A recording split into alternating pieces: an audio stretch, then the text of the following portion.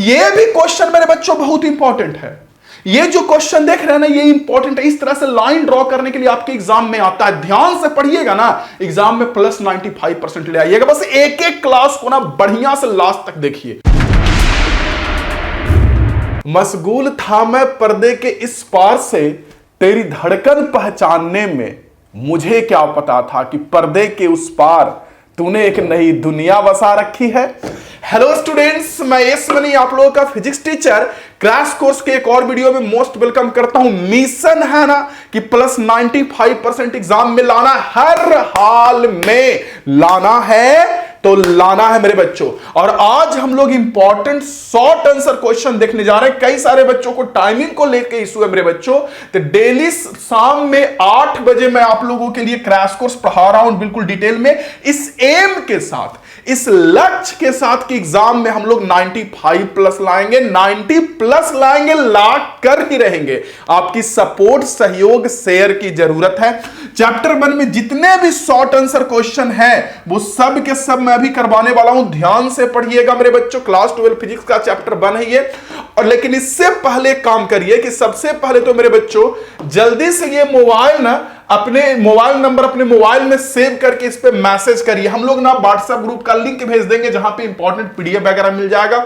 और सारे पीडीएफ एक साथ कलेक्ट होने के लिए, जैसे ये इंपॉर्टेंट सब्जेक्टिव है, इसका पीडीएफ आपको मिलेगा, तो इन सारे पीडीएफ एक साथ मिले, इसके लिए आपको एमिंग हाई टेलीग्राम चैनल पे जरूर ज्वाइन हो जाना और प्ले स्टोर से ना एमिंग हाई ऐप जरूर इंस्टॉल करना है। और साथ साथ में आप लोगों को डिस्क्रिप्शन चेक कर लेना है, प्लेलिस्ट चेक कर लेना है पूरे डिटेल क्रैश कोर्स के लिए। मतलब प्लेलिस्ट में ना या डिस्क्रिप्शन में ना आपको पूरे प्लेलिस्ट का लिंक दे दिया हूं, जिसमें पूरा क्रैश कोर्स आपको एक साथ मिल जाएगा।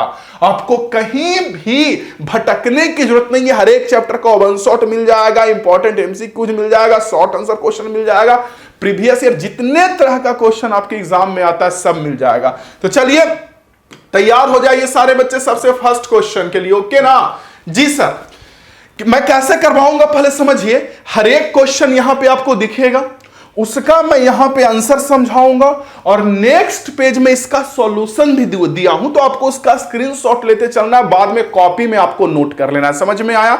स्क्रीनशॉट लेते चलिएगा और उसके बाद ना कॉपी में नोट कर लीजिएगा। आप क्रैश कोर्स वाले कॉपी में जो आप लोगों से बनवाया हूं, जिसमें आप लोगों को वन शॉट करवाया हूं, शॉर्ट नोट्स दिया हूं, फॉर्मूला सीट जिसमें लिखवाया हूं, जिसमें आप लोगों को एमसीक्यूज करवाया हूं, उसके बाद ये शॉर्ट आंसर क्वेश्चन करना। ट्रस्ट करिए कि इन सारे को अगर बढ़िया से आप करते चल गए ना, शुरू से लेके बढ़िया से, तो आप कहेंगे कि यस मनीष सर सच में गजब का कंटेंट मिला है मुझे। लेकिन आपको एक एक चैप्टर के एक एक वीडियोज को देखना पड़ेगा लास्ट तक। कई सारे बच्चों को मेरे बच्चों प्लस 95% दिलवाया हूं, आपके लिए भी खड़ा हो चुका हूं, आपको मेरे लिए खड़ा होना पड़ेगा, शेयर करना पड़ेगा। चलिए सबसे फर्स्ट क्वेश्चन देखिए, define electric flux, right it's SI unit. ठीक है, तो इलेक्ट्रिक, पहले क्वेश्चन में आता हूं। इलेक्ट्रिक फ्लक्स क्या होता है? देखिए, अगर आप मुझसे डिटेल कोर्स पढ़े होंगे, प्लेलिस्ट चेक कर लीजिएगा डिटेल कोर्स के लिए, तो मैंने आपको समझाया था कि इलेक्ट्रिक फ्लक्स किसी सरफेस से गुजरता है। जैसे मान लीजिए कोई चार्ज है, तो कोई चार्ज से हमको इलेक्ट्रिक फील्ड निकालना है, तो इलेक्ट्रिक फील्ड किसी पॉइंट पे निकाला जाता है, नहीं कि इस चार्ज के कारण उस पॉइंट पे, फला पॉइंट पे 4 मीटर पे, 8 मीटर पे, 20 मीटर पे कितनी इलेक्ट्रिक फील्ड होगी। लेकिन अगर फ्लक्स की बात करूं तो वो मेरे बच्चों किसी सरफेस से निकाला जाता है कि इस सरफेस से कितना फ्लक्स गुजरेगा। तो अगर इस सरफेस से आपको फ्लक्स निकालना है तो इससे परपेंडिकुलर में जितना भी इलेक्ट्रिक लाइन ऑफ फोर्स का जो नंबर गुजरेगा, इलेक्ट्रिक लाइन ऑफ फोर्स समझते होंगे आप लोग, तो किसी भी सरफेस से जितना इलेक्ट्रिक लाइन ऑफ फोर्स का नंबर गुजरता है उसी को बोलते हैं इलेक्ट्रिक फ्लक्स। और इलेक्ट्रिक फ्लक्स मेजर कैसे किया जाता है? तो जैसे मान लीजिए आपका ये सरफेस है, ठीक, सरफेस पे एरिया वेक्टर परपेंडिकुलर है और इलेक्ट्रिक फील्ड इधर है, दोनों के बीच का एंगल थीटा है। आपको हल्का हल्का रिवीजन हो जाएगा, इससे मैं समझाते चलूंगा ना तो पूरा चैप्टर में रिवीजन हो जाएगा, आपको अलग से रिवीजन करने का जरूरत नहीं है और बहुत फायदा है इसका।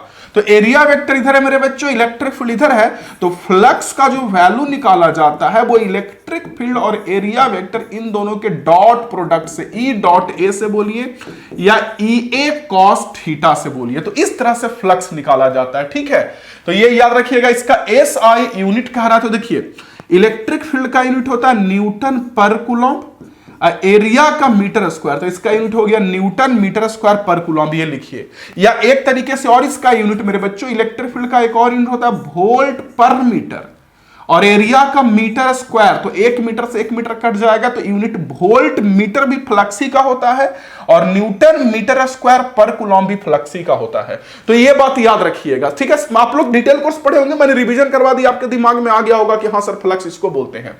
अगला कह रहा है कि आपके पास एक स्फेरिकल रबर बलून है, ठीक है, उसमें कुछ चार्ज क्यू है जो सरफेस पे डिस्ट्रीब्यूटेड है। देखिए अब कह रहा है as the balloon is blown up, balloon को फुलाया जा रहा है, ठीक है, तो उसका साइज बढ़ेगा।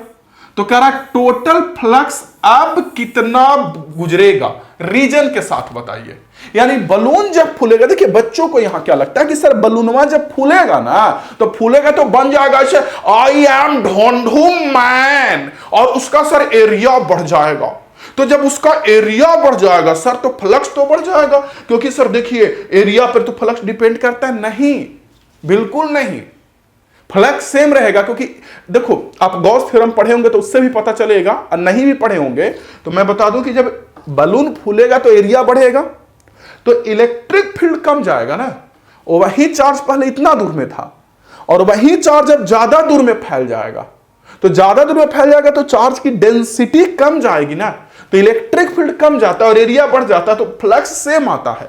और वैसे भी गॉस थ्योरम से आपने पढ़ा है कि जैसे मान लीजिए आपके पास ये बलून है, देखिए, और आपने इस बलून को फुला के बड़ा कर दिया, ए ढोंढू मैन, आई एम ढोंढू मैन। तो अगर आपने इसे इस तरह से फुला दिया मेरे बच्चों, तो एरिया बढ़ गया, लेकिन चार्ज तो उतना ही ना है, पहले जितना चार्ज था अभी भी इस पे उतना ही चार्ज है ना। तो गॉस थ्योरम से अगर फ्लक्स देखेंगे तो क्या होता है, Q enclosed by epsilon not, तो अंदर में चार्ज सेम है, एप्सिलॉन नॉट सेम होता है, तो फ्लक्स हमारा सेम होगा। ऐसा क्वेश्चन मैंने आप लोग को एमसीक्यूज में भी करवाया था, इसको देख लीजिए, क्वेश्चन का स्क्रीनशॉट ले लीजिए, आपको समझ में आ गया होगा। इसका आंसर दिखाता हूं, आंसर का स्क्रीनशॉट लीजिएगा, ये देखिए इसका आंसर मेरे बच्चों, आंसर का स्क्रीनशॉट ले लीजिए, वही मैंने कहा जो लिखा हुआ है। नेक्स्ट क्वेश्चन पे चलते हैं मेरे लॉयंस, अगले क्वेश्चन पे, क्वेश्चन नंबर 2 पे, ये देखिए क्वेश्चन नंबर 2 पढ़ने की कोशिश किया जाए, क्या कहा जा रहा है, पढ़िए ध्यान से, देखिए क्या कह रहा है क्वेश्चन नंबर 2 के पहले क्वेश्चन में। An electric dipole, electric dipole जानते हैं ना, जिसमें जितने का माइनस उतने का प्लस चार्ज होता है, ठीक है। डाइपोल मोमेंट दिया है, किसी सरफेस से बंद है, तो व्हाट इज नेट फ्लक्स कितना होगा। यानी कि देखिए अगर पहला की मैं सॉल्यूशन की बात करूं, तो आपके पास कोई सरफेस है, इसके अंदर डाइपोल बंद है, डाइपोल मतलब जितने का माइनस चार्ज उतने का प्लस, तो इस सरफेस से कितना फ्लक्स होगा, आंसर है 0। सर क्यों, तो इसलिए 0 ना मेरे बच्चों, क्योंकि डाइपोल में जितने का माइनस उतने का प्लस होता है, और इस सरफेस से आपको फ्लक्स पूछ रहा है, तो मेरे सारे बच्चों को पता है कि किसी भी बंद सरफेस से फ्लक्स निकालना होता है तो गॉस थ्योरम आ जाता है, और गॉस थ्योरम से फ्लक्स हम लोग निकालते हैं कि इनक्लोज्ड चार्ज, बंद charge divided by epsilon not, इस सरफेस के अंदर बंद चार्ज हमारा 0 है, 0 बाई, क्यों 0, हाँ डाइपोल है तो बंद चार्ज 0 होगा, क्यों, क्योंकि जितने का माइनस उतने का प्लस, तो टोटल अगर बंद चार्ज की मैं बात करूं तो 0 हो जाएगा ना बंद चार्ज, जितने का निगेटिव चार्ज उतने का पॉजिटिव चार्ज, तो यहां से सॉल्व करूंगा तो हमारा फ्लक्स 0 होगा। ऐसा नीट वगैरह और सारे एग्जाम्स में क्वेश्चन आए हुए हैं कि क्यूब के अंदर डाइपोल के बंद कर दिए, फलाना के अंदर डाइपोल को बंद कर दिए, गोलगप्पा के अंदर डाइपोल को बंद कर दिए हैं, तो गोलगप्पा भी चारों तरफ से रहता है भरा हुआ बंद, तो फ्लक्स कितना होगा, तो डाइपोल को बंद किए तो डाइपोल में जितने का माइनस उतने का प्लस, टोटल बंद चार्ज तो हो गया मिलजुल के 0, तो फ्लक्स भी हमारा हो जाएगा 0। इसी का दूसरा नंबर क्वेश्चन देखिए, इतना प्रॉब्लम आ गया है ना कि बार बार कैमरे बंद हो जाता है, समझे, और इसलिए मैं कहता हूं आप लोगों की शेयर करो मेरे भाई, सपोर्ट करो, मतलब कि जो हम वीडियो बना सकते हैं 1 घंटा में, उसको करने के लिए हमको 5 घंटा लगता है झूठ मूठ के। थोड़ा सपोर्ट शेयर करिए ना, ताकि मैं भी थोड़ा मोटिवेट हूं, एक्सपेंसेस तो लगते हैं वो तो लगाऊंगा ही। दूसरे नंबर क्वेश्चन में कह रहा है कि कोई आर्बिट्रेरी सरफेस है, उसके अंदर एक डाइपोल रखा गया, इनक्लोज्ड ए डाइपोल, तो इलेक्ट्रिक फ्लक्स कितना हो जाएगा, ऑब्वियस सी बात मेरे बच्चों फ्लक्स 0 होगा, क्योंकि अंदर में डाइपोल रखा गया है, तो जितने का माइनस उतने का प्लस, नेट चार्ज 0, तो गॉस थ्योरम से फ्लक्स भी 0। तीसरे नंबर में देखिए आपके पास एक फिगर दिखाया गया है, एस सरफेस है, अंदर में यहां +2q चार्ज है, बाहर में +3q और अंदर में -q। तो क्वेश्चन में कह रहा है कि कितने का इलेक्ट्रिक फ्लक्स पास करेगा, ये बोल रहा है कितने का फ्लक्स पास करेगा। तो अगर फ्लक्स निकालेंगे मेरे बच्चों तो सबको पता है कि फ्लक्स की वैल्यू हो जाएगी Q enclosed by epsilon not. सही बोला ना? यस। तो मेरे बच्चों अगर यहां से देखिए Q इनक्लोज्ड, यहां +2q रखा हुआ एक जगह अंदर में और एक जगह -q रखा है डिवाइडेड बाई एप्सिलॉन नॉट, तो यहां से आ गया Q बाई एप्सिलॉन नॉट। ये क्वेश्चन नंबर 3 हो गया। बाकी 1 और 2 तो सेम ही है, उन दोनों का आंसर 0। नोट करिए, सॉल्यूशन दिखाता हूं, नोट करिए, इसको स्क्रीनशॉट ले लीजिए। चलिए ये क्वेश्चन देखिए मेरे बच्चों, 2 का पहला का आंसर 0, दूसरा का भी 0 और तीसरा का निकालेंगे तब एक जगह पे चार्ज 2q, एक जगह पे -q, तो Q by epsilon not. Next question अगला 3 नंबर क्वेश्चन पढ़िए ध्यान से। 3 नंबर में क्या कहा जा रहा है देखिए। 3 नंबर में कह रहा है कि 2 charges magnitude -2q + q are located इतना इतना respectively. What is the electric flux through charges a sphere of radius 3a। पहले हम 3rd नंबर क्वेश्चन बताते हैं। देखिए कह रहा है ना कि आपके पास ओरिजिन है, ठीक, एक चार्ज रखा गया है a,0 और एक रखा गया 4a,0। मैं ये एमसीक्यूज में भी ऐसा क्वेश्चन, सेम क्वेश्चन मैंने करवाया मेरे बच्चों एमसीक्यूज में।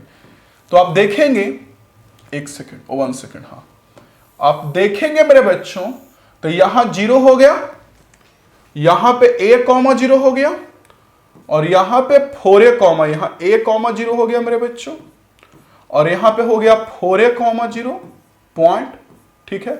और a पे रखा गया है चार्ज -2q का और यहां पे रखा गया +q का और कह रहा है कि 3a रेडियस का एक स्फीयर है जो हमको ओरिजिन पे सेंटर मान के ड्रॉ किए हैं। तो अगर ओरिजिन पे सेंटर मान के 3a का रेडियस ड्रॉ करेंगे तो 3a का रेडियस कहां से पास करेगा, यहां से, कहीं यहां से पास करेगा। 4a के तो इधर ही ना होगा, 3a, एक चार्ज रखा गया a पे, एक चार्ज रखा गया 4a पे और स्फीयर जो है वो 3a रेडियस का है, ओरिजिन पे सेंटर है। तो 3a तो a के बाद कहीं यहां ना होगा, 4a जो ये है इसके पहले ना होगा। तो ऐसे करके होगा मेरे बच्चों, देख लो, देख रहे हो आप? Yes sir. तो कह रहा कि फ्लक्स कितना पास करेगा। तो देखिए तो इस स्फीयर के अंदर एक को चार्ज बंद हुआ ना, -2a क्यों ना, ये +q ससुरा तो बाहर ना है जी। आंसर के लैंग्वेज में ससुरा बोलते हैं, तो ये +q ससुरा बाहर ना है जी, सरफेस के बाहर ना आ गया। इस ससुरा 4a पे बैठा हुआ है, रेडियस हमारा 3a है, तो रेडियस 3a है अगर रेडियस, तो उसके अंदर खाली यही ना आएगा। तो फ्लक्स निकाल लीजिए Q enclosed by epsilon not से, हाँ कि ना।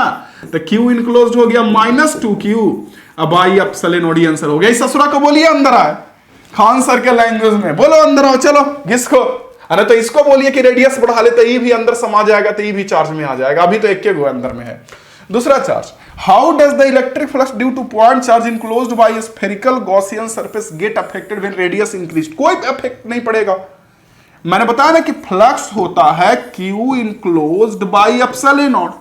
तो अगर हमारे पास कोई स्फीयर पहले ऐसा था, इसके अंदर Q चार्ज था, अब स्फीयर का रेडियस बढ़ा देंगे तो अंदर में तो चार्जवा सेम है ना है, तो चार्जवा सेम है तो फ्लक्स सेम ही आएगा। अंदर का चार्ज बदलेगा तब फ्लक्स बदलेगा। अब फिर से बच्चों का वही क्वेश्चन होगा कि यस मनीष सर एरिया बढ़ा दिए तब तो फ्लक्स बढ़ जाना चाहिए, क्योंकि एरिया अगर बढ़ जाएगा सर तो ये भी होता है फ्लक्स का फार्मूला ई डॉट है, तो एरिया बढ़ जाएगा बउआ तो इलेक्ट्रिक फील्ड भी तो कम जाएगा ना, दूरी बढ़ेगा तो चार्ज से दूरी बढ़ जाएगा तो फील्ड भी तो कमेगा, तो फील्ड कम गया एरिया बढ़ गया तो गुना होकर फिर सेम ही आएगा। नहीं समझे? फ्लक्स होता ही है। देखिए एमसीक्यू में भी ये सब चीज पढ़ाए हो, फ्लक्स होता ही है। तो आप एरिया बढ़ा दिए, मान लीजिए रेडियस को डबल कर दिए तो एरिया 4 गुना बढ़ जाएगा, तो इलेक्ट्रिक फील्ड 4 गुना कम ना जाएगा, तो दोनों इंटू होके सेम ना आएगा। इलेक्ट्रिक फील्ड होता है ना k3/r², बाई में r², तो आप रेडियस डबल कर देंगे तो इलेक्ट्रिक फील्ड 4 टाइम कमेगा, ये 4 टाइम बढ़ेगा, सेम आ जाएगा। नेक्स्ट क्वेश्चन मेरे बच्चों, अगला क्वेश्चन ध्यान से देखिए। ये आंसर पहले इसका स्क्रीनशॉट लीजिए, जल्दी से जल्दी स्क्रीनशॉट लीजिए मेरे बच्चों। नेक्स्ट क्वेश्चन पे आते हैं, क्या कह रहा है नेक्स्ट क्वेश्चन, ले लिया आपने स्क्रीनशॉट? यस। चलिए नेक्स्ट क्वेश्चन कह रहा है 4 नंबर, पढ़िए ध्यान से। 4 में क्या कह रहा है, पढ़िए ना ध्यान से, पढ़ना ना लिखना, खाली 22.5 एनए से उछालना। पढ़िए कुछ ही कह रहा है, देखिए ट्राई करिए और आंसर सबका कमेंट बॉक्स में बताते चलिए। अगर जिसका जिसका आता है उसका जिसका जिसका आता है ना आंसर उसका कमेंट बॉक्स में बताते चलिए। कह रहा है a charge Q microcoulomb is placed at the centre of Q, what would be the flux through O1 face. Okay, देखिए पहला फोर का पहला क्या कह रहा है, कह रहा है कि हमारे पास एक क्यूब है, ये देखिए क्यूब, क्यूब आपको पता होगा क्यूब में कितना फेस होता है, 6 ना, 6 ना, ऊपर नीचे दाएं बाएं आगे पीछे 6 फेस होता है ना। देखिए ऐसे होता है ना, एक ऊपर ये बड़ा फेस ऊपर नीचे, इधर से एक आगे से एक पीछे से, और इसके सेंटर में क्यू चार्ज रखा गया है। तो कह रहा है कि जो एक फेस है सिंगल, कोई भी एक फेस, इससे कितना फ्लक्स पास करेगा एक फेस से।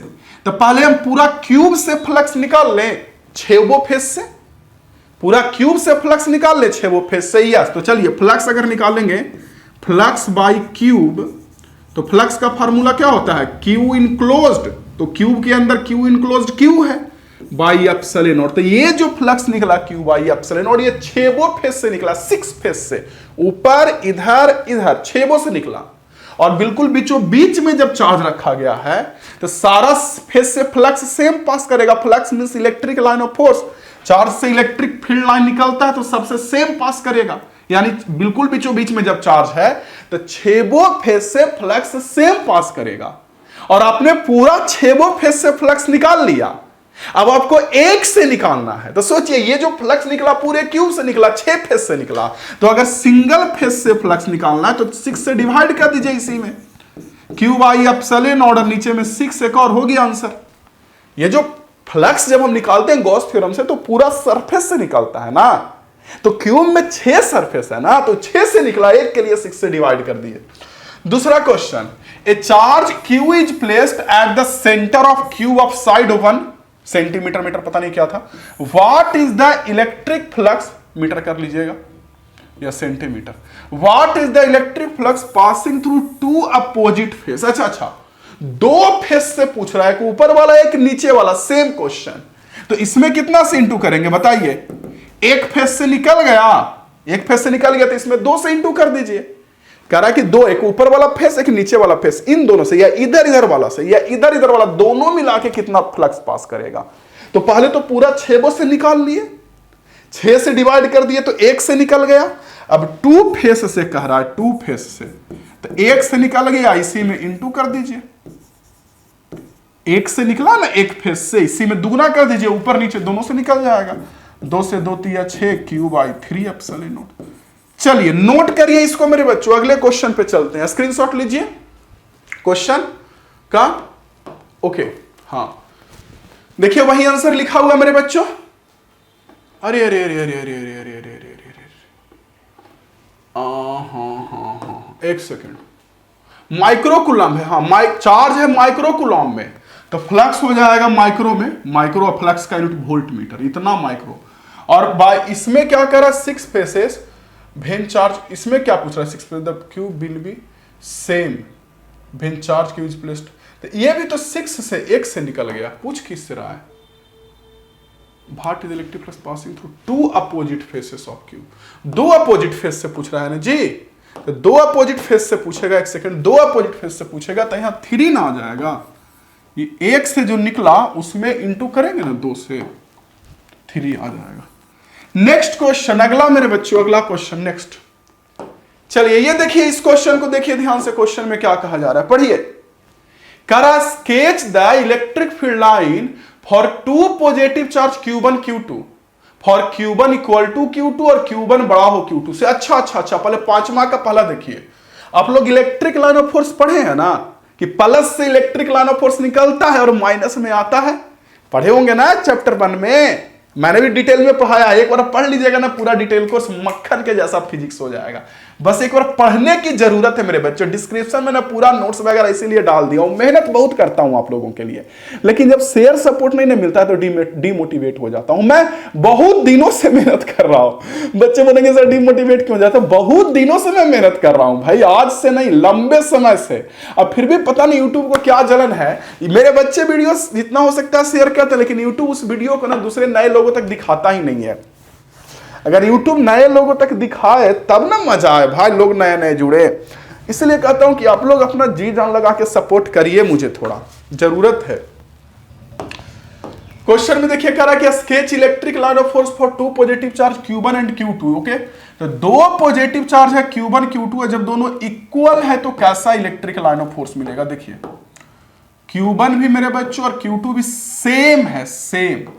तो अगर Q1 Q2 सेम है ना, तो इलेक्ट्रिक लाइन ऑफ फोर्स के लिए क्या होगा ना कि बिल्कुल बीचों बीच से ऐसे मुड़ेगा। मैं क्लास में भी बता चुका हूं, ऐसे प्लस से तो इलेक्ट्रिक लाइन ऑफ फोर्स निकलता है, ये तो पता ही है, तो निकलेगा, लेकिन ये बिल्कुल बीचों बीच से ना ऐसे फैलेगा मेरे बच्चों, ऐसे बिल्कुल बीचों बीच से, बिल्कुल ये जो पॉइंट है ये बिल्कुल दोनों चार्ज के बीच से फैलेगा, बीच से ऐसे। ओके, आप कर लोगे, देख लो। वही मेरे बच्चों अगर मान लीजिए एक इसमें Q1 बड़ा है, तो ये बड़ा चार्ज है, तो बड़ा वाला चार्ज क्या करेगा, अपने इलेक्ट्रिक फील्ड को इधर धक्का देगा, तो बिल्कुल भी 24 से नहीं बल्कि कहीं इधर से मुड़ेगा।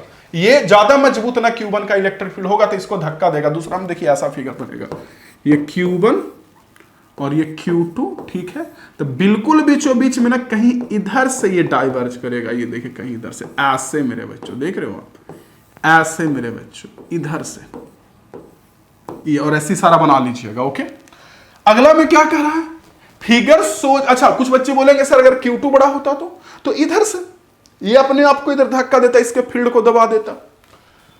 फिगर सोज ए पॉइंट चार्ज का plus Q located at the distance, ठीक है मेरे बच्चों, r/2 छूट गया, distance r/2 from the centre of a spherical metal, ठीक है मेरे बच्चों, यस सेम।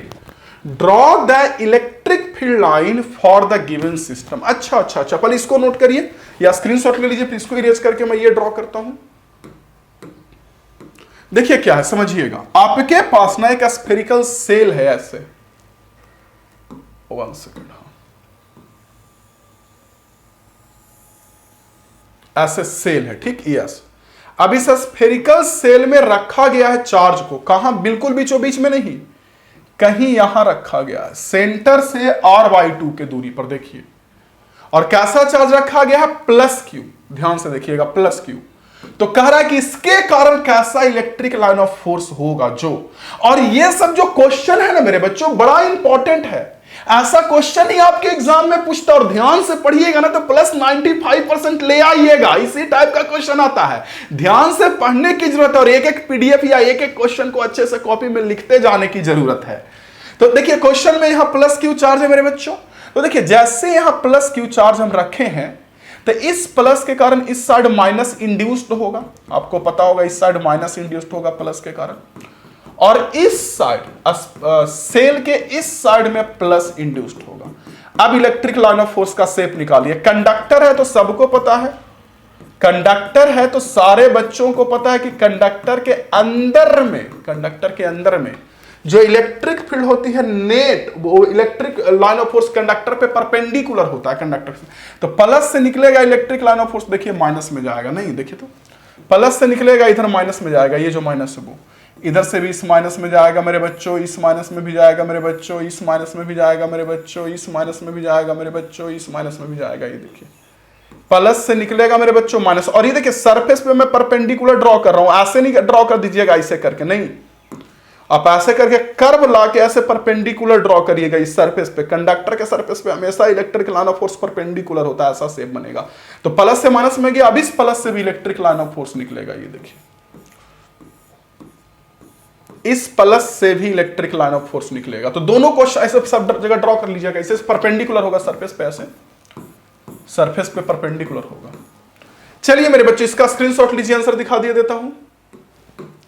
ये देखिए आंसर, पहला तो मैंने वो बोला कि देखिए बिल्कुल बीचों बीच से जाएगा, Q1 Q2 सेम है तो, और इसमें देखिए Q1 Q2 को दबाए हुए, और यहां सेल वाला क्वेश्चन है, देखिए दूसरा है जो, स्क्रीनशॉट ले लीजिए। नेक्स्ट क्वेश्चन पे चलता हूं मेरे बच्चों, 6 नंबर क्वेश्चन, 6 नंबर क्वेश्चन देखिए 6 में क्या कहा जा रहा है, कह रहा 6 में कि draw the electric field line due to uniformly charge thin spherical shell when charge on the shell is positive, B में निगेटिव है। तो बड़ा आसान क्वेश्चन है, सेल है, सेल पे पॉजिटिव चार्ज डाल दिया, तो प्लस चार्ज अगर रहेगा तो प्लस से इलेक्ट्रिक लाइन ऑफ फोर्स निकलेगा, नहीं प्लस रहेगा तो प्लस से इलेक्ट्रिक लाइन ऑफ फोर्स निकलेगा, ये देखो ऐसे कर हो जाएगा। और वहीं माइनस अगर रहेगा बी में निगेटिव तो बस इसमें आएगा, इतना अंतर होगा। और इसमें कह रहा है कि कौन सा फील्ड लाइन सही नहीं है, कौन सा गलत है, ये कह रहा है कि इसमें कौन सा फील्ड लाइन का शेप गलत है, इसमें दूसरा में, मतलब कौन सा बने। देखिए पहला तो ऐसे ही गलत है, क्यों क्योंकि देखिए इसी जगह पे अब थोड़ा जूम करके देखिएगा तो पता चलेगा कि सरफेस पर परपेंडिकुलर नहीं है। इलेक्ट्रिक लाइन ऑफ फोर्स हमेशा सरफेस पे क्या होना चाहिए, परपेंडिकुलर होना चाहिए। तो देखिए यहां पे सरफेस पे परपेंडिकुलर इधर होता सरफेस पे ऐसे, देख रहे हो, तो यहीं पे देखिए सरफेस पे ऐसे है तो परपेंडिकुलर नहीं है। यहीं पे देखिए इसी जगह पे देखिए यहां पे सरफेस पे ऐसे परपेंडिकुलर होना चाहिए, परपेंडिकुलर नहीं। तो ये एनसीईआरटी का ये क्वेश्चन है, एनसीईआरटी का देखिएगा एक्सरसाइज के ना लास्ट में दिखेगा, लास्ट के 2 क्वेश्चन बाद एडिशनल में जाइएगा। तो इसमें देखिए मेरे बच्चों तो ये भी गलत है, क्यों, देखिए प्लस से माइनस में आ रहा है और यहां देखिए ये प्लस चार्ज है, ये प्लस, ठीक, और ये हमारा माइनस है। तो यहां तो ठीक है कि प्लस से माइनस में आ रहा है, फिर यहां देखिए माइनस से भी निकल रहा है इलेक्ट्रिक लाइन ऑफ फोर्स। तो माइनस से थोड़े ना निकलता है इलेक्ट्रिक लाइन ऑफ फोर्स, कभी नहीं निकलता है माइनस से, हमेशा माइनस से मेरे बच्चों से आता है। देखिए तो माइनस से जा रहा है प्लस में, तो ये भी गलत हो गया। यहां देखिए कि प्लस से निकल रहा है, तो ये तो खैर सही है। इसमें देखिए 2 electric line of force cut कर रहा है ऐसे करके, इधर से ये आया इधर से तो कट कर रहा है, तो ये भी गलत है। और यहां पे इलेक्ट्रिक लाइन ऑफ फोर्स देखिए क्लोज लूप बना रहा है, तो क्लोज लूप भी नहीं बनाता है, तो इसका सिर्फ एक सही है, सी। ओके, सब प्रॉपर्टी पढ़े होगा ना इलेक्ट्रिक लाइन ऑफ फोर्स का, तो ऐसे ही बता दीजिएगा। प्रॉपर्टी पढ़े होंगे ना कि कभी कट नहीं करता है, प्लस से निकल के माइनस की ओर जाता है, क्लोज लूप नहीं बनाता है, ये सब प्रॉपर्टी पढ़े होंगे। सर कंडक्टर पे परपेंडिकुलर होता है। ओके मेरे बच्चों, तो ये तो वही आंसर देखिए स्फेरिकल सेल वाला आंसर लिखा हुआ है। स्फेरिकल सेल का जो है देख लीजिए, आप लोग को दिख रहा है कि स्फेरिकल सेल प्लस रहेगा तो उससे इलेक्ट्रिक लाइन ऑफ फोर्स निकलेगा, माइनस रहेगा तो उसमें आएगा। ये अंदर लाइन नहीं है, ये ध्यान दीजिए, ये अंदर में जो दिख रहा है ये लाइन नहीं है, बस डॉटेड डॉटेड दिखाया गया है ना, कि मतलब सीधा परपेंडिकुलर होगा सरफेस पे। कोई बच्चा ऐसे बना देगा, इधर से लाएगा ऐसे बना देगा, कोई बच्चा देखिए इधर से लाएगा ऐसे बना देगा, तो ऐसे नहीं होगा, यहां से ऐसे परपेंडिकुलर होगा सरफेस पे, उसमें भी ये अंदर में लाइन नहीं है, बस ये डॉटेड डॉटेड दिखाया गया, मतलब आप नहीं भी दिखाओगे तो भी चलेगा। इसी का सेकंड पार्ट देख लीजिए आप लोग को, जो मैंने बताया कि क्यों कौन सही नहीं है। मैंने बताया कि सिर्फ सी सही है, ठीक ना। ओके देखिए सी में लिखा हुआ है फील्ड लाइन करेक्टली। ओके मेरे बच्चों, ए में देखिए रॉन्ग है, बी में भी रॉन्ग है, और डी की बात करेंगे तो यहां भी रॉन्ग है और ई में भी रॉन्ग है। वजह मैंने बता दिया, नोट करिएगा तो नोट करिए। नेक्स्ट क्वेश्चन अपने लैंग्वेज में भी लिख सकते हैं, ऐसा नहीं है कि आप जो मैं दिखा रहा हूं वही लैंग्वेज में लिखे, आप समझ जाएंगे तो अपने लैंग्वेज में भी, अपना लैंग्वेज वैसे भी सबसे बेस्ट होता है। नेक्स्ट क्वेश्चन देखिए, a point charge plus Q is kept in, हाँ ये भी क्वेश्चन मेरे बच्चों बहुत इंपॉर्टेंट है। ये जो क्वेश्चन देख रहे हैं ना ये इंपॉर्टेंट है, इस तरह से लाइन ड्रॉ करने के लिए आपके एग्जाम में आता है, ध्यान से पढ़िएगा ना, एग्जाम में प्लस 95% ले आइएगा। बस एक एक क्लास को ना बढ़िया से लास्ट तक देखिए, पक्का ले आइएगा मेरे बच्चों, ये इंपॉर्टेंट है, बहुत इंपॉर्टेंट है। क्वेश्चन देखिए, क्वेश्चन में क्या बोला जा रहा है, क्वेश्चन में कहा जा रहा है कि ये point charge plus Q is kept in the vicinity of uncharged conducting plate। Okay, एक प्लस क्यू को मेरे बच्चों अनचार्ज कंडक्टिंग प्लेट में रखे हैं। Okay, sketch electric field line between the charge and the plate. समझिएगा क्वेश्चन क्या कह रहा है। क्वेश्चन कह रहा है कि एक चार्ज प्लस क्यू, आपके पास एक अनचार्ज प्लेट है, इस चीज को ध्यान दीजिएगा, एक अनचार्ज प्लेट, ठीक, और वहां जो उसका मेरे बच्चों यहां पे एक प्लस क्यू चार्ज रखा गया, प्लस क्यू, ठीक। तो कह रहा है कि इलेक्ट्रिक लाइन ऑफ फोर्स का शेप स्केच करिए। तो देखिए फिर से यहां प्लस के कारण इस प्लेट पे कैसा चार्ज जमा होगा, जल्दी, माइनस, इस साइड में माइनस जमा होगा और इस साइड में ऑब्वियस सी बात प्लस जमा होगा, इंडक्शन के कारण, पढ़े होंगे आप भैया, इधर प्लस है तो इधर माइनस से ना जमा होगा जी, इधर प्लस जमा होगा। तो यहां प्लस से इलेक्ट्रिक लाइन ऑफ फोर्स निकलेगा, माइनस में जाएगा, ढिचकुआएं, प्लस से निकलेगा, माइनस में जाएगा, ढिचकुआएं, प्लस से निकलेगा, माइनस में जाएगा, ढिचकुआएं। देख लीजिए, दिख रहा है, ऐसे सरफेस में परपेंडिकुलर कर लीजिएगा। देखिए कंडक्टर मेटल प्लेट है तो इसे 90 डिग्री पे ये घुसेगा, आएगा 90 पे घुस जाएगा, ढिचकुआएं, और भी लाइन निकलेगा, कुछ इधर भी जाएगा मेरे बच्चों, ऐसे भी जाएगा, ऐसे। ओके, इतना तो हो गया, अभी खत्म नहीं हुआ, रुकिए। अब जो इस साइड में प्लस है तो अंदर देखिए कंडक्टर के बीच में जो जगह है, ये जगह, इसमें तो फील्ड नहीं रहेगा, कंडक्टर के अंदर में फील्ड 0 होता है, लेकिन इधर जो प्लस जमा हुआ तो इस प्लस से भी इलेक्ट्रिक लाइन निकलेगा। ये देखिए दिखा आपको? ये प्लस से भी इलेक्ट्रिक लाइन ऑफ फोर्स निकलेगा नहीं, प्लस से माइनस में आएगा और फिर प्लस से निकलेगा, तो ऐसा शेप होगा। अगला कह रहा है कि two infinitely large plane thin parallel sheet, जो कि फिगर में दिख रहा है। ओके, दिख रहा है, हाँ।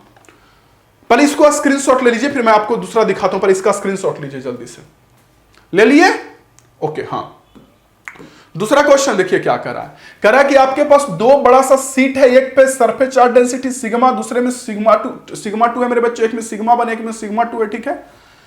और दोनों पॉजिटिव है, दोनों पॉजिटिव है, ठीक है। Write the magnitude and direction of net field in the region 2 और 3। दूसरा यानी प्लेट के बीच में और इस साइड में कितना फील्ड होगा। ये एनसीईआरटी में भी ऐसा क्वेश्चन। देखिए आपके पास एक प्लेट ये है मेरे बच्चों, जी सर, थिन प्लेट है।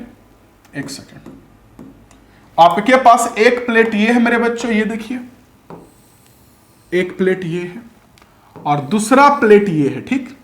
और क्वेश्चन में साफ साफ बोल रखा है कि एक पे सरफेस चार्ज डेंसिटी कितना है, सिग्मा वन,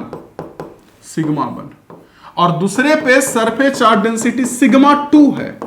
तो आपको इलेक्ट्रिक फील्ड का डायरेक्शन और मैग्नीट्यूड निकालना यहां पे, यानी प्लेट के बीच में दूसरा जगह और तीसरा जगह, ये दोनों जगह पूछा जा रहा है। ओके, तो देखिए पहले मैं दूसरा जगह निकालता हूं। बताइए मुझे कि प्लेट के कारण कितना इलेक्ट्रिक फील्ड आता है, sigma by epsilon not, sigma by 2 epsilon not. Thin plate हो तो थिक के कारण सिग्मा बाई एप्सिलॉन नॉट, अब पतला थिन होता है तो सिग्मा बाई 2 एप्सिलॉन नॉट, ठीक है।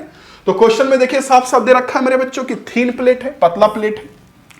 तो ये जो प्लेट, मान लीजिए इस प्लेट का नाम मैं ए रख देता हूं, इसका बी रख देता हूं। तो अगर हम यहां पे प्लेट के बीच में इलेक्ट्रिक फील्ड निकालें तो किस किस प्लेट के कारण आएगा, ए के कारण या बी के कारण या दोनों के कारण? जल्दी बोलिए। प्लेट के बीच में इलेक्ट्रिक फील्ड प्लेट ए के कारण आएगा या प्लेट बी के कारण या दोनों के कारण? दोनों के कारण। तो प्लेट ए मेरे बच्चों प्लस है तो उसका इलेक्ट्रिक फील्ड ऐसे आएगा, देखिए ई ए, प्लस से दूर नहीं, देखिए प्लस से दूर। और प्लेट 2 भी प्लस है तो उसका इलेक्ट्रिक फील्ड इधर आएगा, ई बी, देख लीजिए ई बी, ठीक है। अब दोनों में बड़ा कौन होगा, ये प्लस का इधर और ये प्लस का इधर, तो दोनों में बड़ा कौन होगा, जिसका डेंसिटी से ज्यादा है, जिसका सिग्मा बाई 2 एप्सिलॉन नॉट। तो 2 और एप्सिलॉन नॉट तो सबके लिए सेम ही है, सिग्मा ना जिसका ज्यादा रहेगा। जैसे इलेक्ट्रिक फील्ड होता है, क्या इलेक्ट्रिक फील्ड होता है मेरे बच्चों, देखिए sigma by 2 epsilon not, sigma by 2 epsilon not. तो ये तो सबके लिए सेम है, जिसका सिग्मा डेंसिटी ज्यादा उसका इलेक्ट्रिक फील्ड ज्यादा। तो क्वेश्चन में देखिएगा तो आपको कह रहा है कि सिग्मा 1 बड़ा है, ये बड़ा है, यानी ई ए बड़ा होगा, ठीक है, और ये बड़ा होगा। तो बताइए ई ए बड़ा है और ई बी छोटा है, तो दोनों का नेट किधर आएगा? दो, ए का इलेक्ट्रिक फील्ड इधर, बी का इलेक्ट्रिक फील्ड इधर, दोनों के बीच 180 डिग्री है। तो नेट निकालने के लिए घटाएंगे, पहले नेट निकाल लेते हैं। तो नेट इलेक्ट्रिक फील्ड निकालेंगे तो ऑब्वियस सी बात मेरे बच्चों घटाएंगे, क्योंकि 180 डिग्री पे है तो बड़ा में से छोटा को घटा देंगे, ठीक है।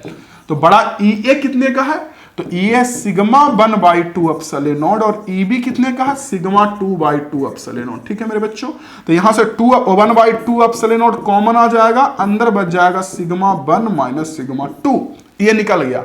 डायरेक्शन किधर होगा, तो डायरेक्शन इधर होगा। क्यों, क्योंकि ई ए बड़ा है ना, तो दो वेक्टर जब 180 पे होता है तो नेट बड़े वाले की ओर आता है, तो डायरेक्शन होगा इधर की ओर, इस प्लेट बी की ओर। प्लेट बी देखिए लिखा, प्लेट बी की ओर, ठीक है, प्लेट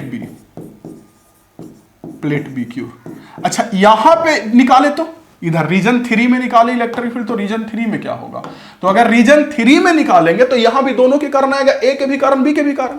तो प्लेट ए जो प्लस है इसके कारण भी इलेक्ट्रिक फील्ड मेरे बच्चों अवे होगा, देख लीजिए प्लेट ए जो प्लस है इसका भी इलेक्ट्रिक फील्ड अवे होगा, प्लेट बी भी प्लस है इसका भी इलेक्ट्रिक फील्ड अवे होगा, प्लस से दूर, देखो यहां भी प्लस से दूर, यहां भी प्लस से दूर, तो दोनों का डायरेक्शन सेम हुआ, तो दोनों को बस जोड़ दीजिएगा, माइनस की जगह पर प्लस होगा और नेट तो इधर ही होगा, दोनों का डायरेक्शन सेम है तो नेट इधर ही होगा। ओके चलिए नोट कर लीजिए जल्दी से, ये दोनों ऐड हो जाएगा, sigma 1 by 2 epsilon not plus sigma 2 by 2 epsilon not, और नेट इधर होगा प्लेट बी से दूर अवे, यहां पे प्लेट बी की ओर और इस साइड में इधर, यानी प्लेट बी से दूर। चलिए स्क्रीनशॉट ले लीजिए, आंसर देख लीजिए, आपके सामने आंसर है मेरे बच्चों, यहां पे देख लो, आप लोगों को साफ साफ दिख जाएगा आंसर। ओके ना, ये फिगर ऊपर वाले का है और ये बी का 1 2, ये फिगर ऊपर वाले का है, सुधार लीजिएगा। जो मैंने बताया ना कि प्लस के कारण माइनस जमा होगा, यहां कुछ छूट गया है, यहां और देना चाहिए था कि प्लस के कारण इधर माइनस जमा होगा। देखो प्लस के कारण जब माइनस जमा होगा तो ऑब्वियस सी बात माइनस में फील्ड आएगा, और यहां जो प्लस जमा होगा तो प्लस से ऐसे फील्ड निकलेगा, प्लस से ना ऐसे फील्ड निकलेगा। नेक्स्ट क्वेश्चन अगला 8 नंबर पढ़िए। Why do electrostatic field line not form closed loop? Electric field line क्यों नहीं क्लोज लूप बनाता है? क्योंकि सारे बच्चों को पता है कि इलेक्ट्रिक फील्ड लाइन प्लस से स्टार्ट होता है और माइनस पे जाके खत्म होता है। नहीं, क्या होता है इलेक्ट्रिक फील्ड लाइन की प्लस चार्ज से स्टार्ट होगा, माइनस पे खत्म, यही तो होता है इलेक्ट्रिक फील्ड लाइन। तो इलेक्ट्रिक फील्ड लाइन मेरे बच्चों प्लस चार्ज से स्टार्ट होकर माइनस पे खत्म होता है, इसलिए कभी भी क्लोज लूप नहीं बनाता है। ओके, खत्म हो जाता है, ये लौट कर नहीं आता है। और दूसरा करा कि ये फिगर में 4 इलेक्ट्रिक लाइन ऑफ फोर्स का शेप दिया गया, तो कौन सा शेप सही है? देखिए इसका मेरे बच्चों जो ये मेटल है, देख लीजिए कंडक्टर है, कंडक्टिंग मेटल है, देख लीजिए मेटल है, और इस मेटल से गुजरने वाला 4 गो लाइन दिया गया ABCD। कह रहा कौन सही है? ए तो गलत है। क्यों? क्योंकि आप 2 वजह से, देखिए एक तो ये जो इलेक्ट्रिक लाइन ऑफ फोर्स आया इस मेटल पे ऐसे परपेंडिकुलर होना चाहिए था, मेटल के जो सरफेस है ना, इस सरफेस पे इसको ऐसे मुड़ जाना चाहिए था, ऐसे आके इधर से ऐसे मुड़ जाना चाहिए था, कर्व होके परपेंडिकुलर, परपेंडिकुलर नहीं है। दूसरा मेटल के अंदर इलेक्ट्रिक फील्ड लाइन होता नहीं है, तो 2 वजह। दूसरा मेरे बच्चों ऐसे कहने का मतलब है कि मेटल से बाहर से गया है, ऐसे कहने का मतलब कि मेटल से बाहर से गया, लेकिन फिर भी देखिए यहां सरफेस पे परपेंडिकुलर नहीं है, ऐसे आया सरफेस पे परपेंडिकुलर नहीं है, तो ये भी नहीं। और इसमें भी देखिए कि अंदर में है, तो अंदर में तो इलेक्ट्रिक फील्ड होता नहीं है मेटल के अंदर, तो ऐसी गलत हो गया। डी बिल्कुल सही है, देखिए यहां से आया भी और सरफेस पे देखिए ऐसे कर्व होके परपेंडिकुलर भी हो गया, यहां परपेंडिकुलर, और अंदर में नहीं है, फिर बाहर निकला भी। इस साइड में चार्ज जमा होगा माइनस, तो माइनस में आएगा, इस साइड में प्लस हो जाएगा, तो ऐसे करके निकलेगा इंडक्शन के कारण। तो ऐसे करके आएगा, मेटल पे परपेंडिकुलर होगा, फिर परपेंडिकुलर होकर ऐसे बाहर निकलेगा, अंदर में नहीं होगा। इसको भी नोट कर लीजिए जल्दी से मेरे बच्चों, इसका आंसर दिखा दिए देता हूं जल्दी से। चलिए ये आंसर है, नोट करिए, स्क्रीनशॉट लीजिए जल्दी। हो गया स्क्रीनशॉट मेरे बच्चों, हो गया स्क्रीनशॉट। चलिए नेक्स्ट क्वेश्चन पे चलते हैं, अगला क्वेश्चन पे। 9 नंबर क्वेश्चन में क्या कहा जा रहा है? कह रहा an electrostatic field line is a continuous curve that is a field line can not sudden break. वाह, ये तो पता ही होगा आप लोगों को मेरे बच्चों कि ब्रेक नहीं होता है, क्योंकि प्लस से स्टार्ट होकर माइनस पे वो खत्म होता है, बीच में चार्ज रहेगा तभी जाके वहां खत्म होगा, क्योंकि प्लस से स्टार्ट होता है माइनस पे वो खत्म होता है, बीच में ब्रेक नहीं करता। एनसीईआरटी का ये क्वेश्चन है। फिर कह रहा explain why two field line never cross, क्योंकि जब क्रॉस करेगा तो क्रॉसिंग पॉइंट पे 2 डायरेक्शन होगा फील्ड का, पता ना, जैसे मान लीजिए इधर से एक इलेक्ट्रिक लाइन ऑफ फोर्स इधर है, एक इधर से है, इधर है, तो आपको पता होगा कि फील्ड लाइन जो होता है वो इलेक्ट्रिक फील्ड के डायरेक्शन को बताता है। तो अगर हम इस फील्ड लाइन को देखें तो इसके अनुसार इलेक्ट्रिक फील्ड इधर होगा, और ये जो फील्ड लाइन है इस पे टेंजेंट इधर होगा तो इधर होगा, टेंजेंशियल होता है ना डायरेक्शन, तो इसके कारण इलेक्ट्रिक फील्ड इधर, इसके कारण इलेक्ट्रिक फील्ड इधर। तो एक ही जगह पे नेट इलेक्ट्रिक फील्ड 2 तरफ कैसे संभव हो सकता है? इसलिए कभी क्रॉस नहीं करता, क्योंकि क्रॉस करेगा तो क्रॉसिंग पॉइंट पे 2 डायरेक्शन पॉसिबल हो जाएगा इलेक्ट्रिक फील्ड का, और किसी एक पॉइंट पे नेट इलेक्ट्रिक फील्ड तो एक ही और होगा ना। देखिए आपको यहां आंसर लिखा हुआ है, देख लीजिए, स्क्रीनशॉट ले लीजिए। नेक्स्ट क्वेश्चन बच्चों 10 नंबर देखिए, 10 नंबर बड़ा इजी क्वेश्चन है, थोड़ा सा समझने वाला क्वेश्चन है, ध्यान देने वाला क्वेश्चन। देखिए 10 नंबर में क्या कह रहा है? कह रहा figure shows the field line on a positive charge. ठीक है, पॉजिटिव चार्ज का फील्ड लाइन दिखाया गया है, प्लस चार्ज है, ये प्लस देख लो मेरे बच्चों, ये प्लस चार्ज है, और प्लस चार्ज का फील्ड लाइन दिखाया गया है ऐसे प्लस से निकलते हुए, ये देखिए। अब आगे क्या कहा जा रहा है, पढ़िए।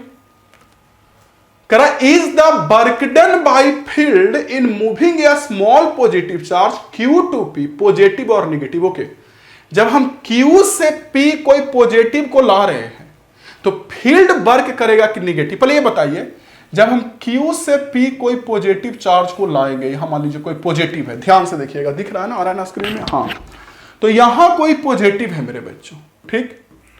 तो ये जो फील्ड है, ये फील्ड Q पे इधर पॉजिटिव पे इधर फोर्स लगाएगा कि नहीं? या फिर सोचिए ये प्लस है, इस प्लस को इधर रिपेल करेगा। क्वेश्चन समझें, क्वेश्चन में कहा जा रहा है कि आपके पास मेरे बच्चों एक प्लस चार्ज के कारण ऐसा फील्ड दिया हुआ है, दिख रहा है?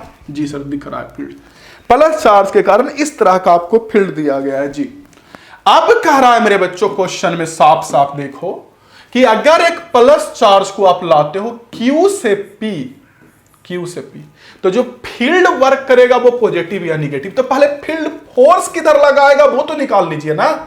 देखिए, तो ये फील्ड है वो इधर फोर्स लगाएगा, या तो आप देखो कि ये इधर फील्ड है और उसमें प्लस को रखें तो प्लस पे जो फोर्स लगता है फील्ड की ओर, या ये प्लस है तो इस प्लस को रिपेल करेगा तो इधर फोर्स लगेगा, फोर्स इधर लगेगा। और आप चार्ज को ला रहे हो इधर, यानी डिस्प्लेसमेंट इधर कर रहे हैं, तो डिस्प्लेसमेंट इधर हो रहा है, फोर्स इधर लग रहा है, दोनों के बीच अपोजिट डायरेक्शन है, तो फील्ड का वर्क निगेटिव होगा। क्योंकि अगर 180 डिग्री एंगल है तो बर्डन का फार्मूला होता है ना, F into displacement into cos theta, F D cos theta, F S cos theta, F D cos theta. आप लोगों ने 11th में पढ़ा होगा, एफ डॉट डी बर्डन का, एफ डी कॉस थीटा, तो थीटा 180 हो गया तो कॉस 180 माइनस 1 होगा, तो यहां से बर्डन हो जाएगा निगेटिव। ओके, तो निगेटिव हो जाएगा क्योंकि फील्ड उधर फोर्स लगाएगा और फील्ड जिधर फोर्स लगा रहा है उसके अपोजिट में डिस्प्लेसमेंट हो रहा है। और क्वेश्चन में कह रहा है फील्ड का वर्क, समझिएगा, क्वेश्चन में कह रहा है फील्ड का वर्क, इसलिए हमने फील्ड वाला फोर्स लिया। अगर एक्सटर्नल एजेंट का वर्क बोलता तो एक्सटर्नल एजेंट इधर फोर्स लगाएगा और डिस्प्लेसमेंट भी इधर होगा, तो एक्सटर्नल एजेंट का वर्क पॉजिटिव होगा। हम अगर चार्ज को इधर ला रहे हैं तो हम फोर्स भी इधर लगाएंगे, डिस्प्लेसमेंट भी इधर होगा, दोनों एक ही ओर होगा, तो हमारे द्वारा वर्क पॉजिटिव होगा। लेकिन फील्ड इधर फोर्स लगा रहा है, डिस्प्लेसमेंट हम इधर कर रहे हैं चार्ज को पकड़ के, तो दोनों के बीच 180 डिग्री, तो उसका बर्डन निगेटिव होगा। नेक्स्ट क्वेश्चन देखिए, अगला क्वेश्चन 2 नंबर देखिए। 2 में क्या कह रहा है, the field line of a negative point charge. बहुत पसीना बहता है बच्चों, आसान ना होता है, समझे ना। गरीब आदमी के साथ यही ना प्रॉब्लम होता है कि सुविधा उतना होता नहीं है पास में। क्या करें, ये सब तो ऐसे ही थोड़ा। आप लोग शेयर सपोर्ट किया करिए, मेहनत लगता है बहुत। आप लोग का इतना तो कर सकते हैं कि स्टेटस में लगा के टेलीग्राम वगैरह में जुड़े हुए वहां शेयर करिएगा। देखिए दूसरा, the field line of a negative point charge are as shown in figure. Negative point charge का फील्ड लाइन दिया गया, ऑब्वियस बात निगेटिव की ओर आ रहा है, देख लीजिए आपको दिख रहा होगा। निगेटिव जो चार्ज है निगेटिव की ओर आ रहा है, सब लाइन ऐसे ऐसे ऐसे। अब क्या कह रहा है, dash the kinetic energy of a small negative charge increases और decreases in going to B to A. अच्छा, एक स्मॉल निगेटिव मेरे बच्चों बी टू ए आ रहा है, तो काइनेटिक एनर्जी बढ़ेगा कि कमेगा? कमेगा ना।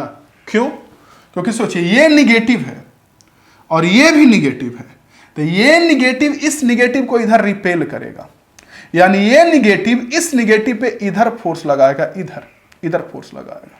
तो सोचिए फोर्स लग रहा है इधर और आप इधर स्पीड से फेंक दिए। देखिए समझिएगा, मैं समझाता हूं क्या। यहां पे माइनस है, मेन ये वाला माइनस, और यहां पे एक दूसरा माइनस है जिसको आप ला रहे हैं, तो ये माइनस इस माइनस पे फोर्स लगाएगा इधर, और आप इधर फेंक दिए, कुछ स्पीड से फेंक दिए, तो फेंक दिए इधर, फोर्स लग रहा है उल्टा में, तो इसका स्पीड आगे कमते ना जाएगा, डिसिलेरेशन ना होगा। पॉजिटिव एक्सेलरेशन है, निगेटिव जिधर बॉडी जाता है उसके उल्टा में फोर्स लगता है, तो स्पीड कमते कमते जीरो ना हो जाता है एक समय के बाद, तो काइनेटिक एनर्जी डिक्रीज करेगा। ओके, चलिए क्वेश्चन देख लीजिए मेरे बच्चों। यहां पे देखिए डिक्रीजेज हो जाएगा, और वहां पे मैंने आप लोगों को बताया है कि जो बर्डन होगा वो निगेटिव हो जाएगा। नेक्स्ट क्वेश्चन, इसका स्क्रीनशॉट ले लीजिए। नेक्स्ट क्वेश्चन अगला, हाँ ये देखिए मेरे बच्चों, क्वेश्चन में कह रहा है कि 2 पॉइंट चार्ज को एक स्ट्रिंग से हम लोगों ने ऐसे टांग दिया। ये देखिए स्ट्रिंग से 2 पॉइंट चार्ज को ऐसे स्ट्रिंग से टांग दिया, दोनों के बीच कुछ फोर्स लगेगा। अब कह रहा है कि दोनों के बीच प्लास्टिक सीट डाल दिए तो फोर्स क्या हो जाएगा? कम जाएगा। जब सीट नहीं था तो फोर्स लगेगा के की value 1/4 pi epsilon naught Q1 Q2 by r square, यही फोर्स लगेगा ना।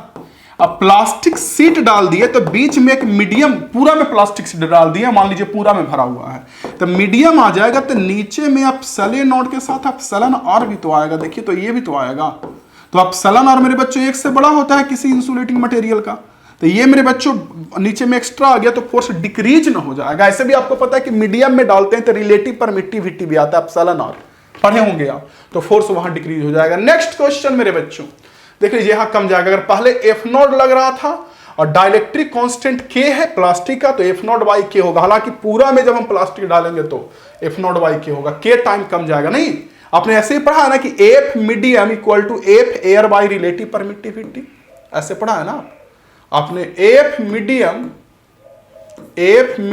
Equal to F air by relative permittivity, तो एफ मीडियम एफ हो गया, F air F naught, relative permittivity या डाइलेक्ट्रिक कांस्टेंट के है, तो F equal to F naught by K. Next question, अगला क्वेश्चन देखते हैं मेरे बच्चों।